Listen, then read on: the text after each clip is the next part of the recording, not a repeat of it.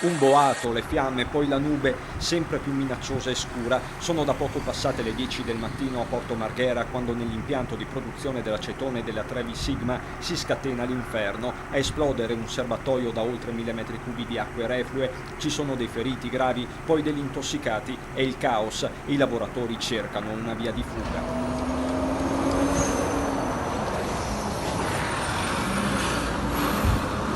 Sul posto i sanitari con l'elisoccorso, 2 lavoratori in particolare sono gravissimi, uno viene portato a Padova, l'altro a Verona. Si tratta di 2 giovani uomini appartenenti a delle ditte esterne, un rumeno di 30 anni e un indiano di 33. Qualcuno si reca al pronto soccorso in maniera autonoma per un principio di intossicazione.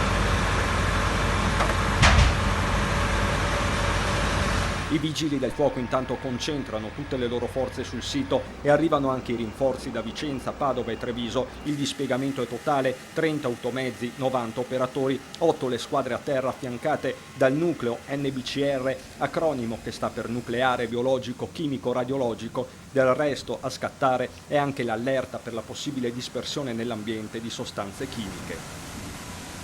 L'azienda occupa un'area di 12.000 metri quadri a poca distanza dal punto in cui si incrociano via Fratelli Bandiera, la strada regionale 11 e via Malcontenta. Anche per questo tra la popolazione e gli automobilisti si scatena il panico. A Marghera scatta l'allarme rosso con il comune che invita i cittadini a chiudere le finestre e barricarsi in casa, non consumare prodotti dell'orto. La viabilità viene chiusa per un raggio di 1,5 chilometri, sospesa anche la circolazione ferroviaria.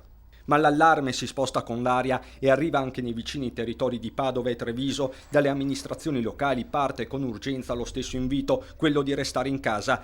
La nube è visibile per decine di chilometri e la cronaca irrompe a poca distanza all'unità di crisi di Marghera, dove si affronta un'altra emergenza, quella infinita del Covid-19. Peraltro siamo anche in apprensione perché le notizie che ci arrivano sono ancora notizie di certo non rassicuranti. E proprio alla regione tocca il monitoraggio dell'aria. ARPAV è intervenuta come da procedura immediatamente quando è arrivata la chiamata ai vigili del fuoco. Stanno raccogliendo e hanno raccolto diversi campioni, sono stati già portati in laboratorio e verrà fatta un'analisi a 360 gradi. Le fiamme vengono spente a 00:15, ma resta il timore che si sviluppino nuovi focolai. Aiuta nelle operazioni di contenimento anche la pioggia. Solo dopo le 14 l'emergenza può dirsi conclusa, con ARPAV che nel pomeriggio specifica come i fumi siano caduti in un'area non superiore a 1 chilometro quadrato rispetto al luogo in cui c'è lo stabilimento dell'azienda, ma si attendono i risultati definitivi. Sulle cause dell'esplosione i carabinieri stanno già indagando a tutto campo. Carenza di sicurezza e manutenzione erano già state segnalate di recente da lavoratori e sindacati.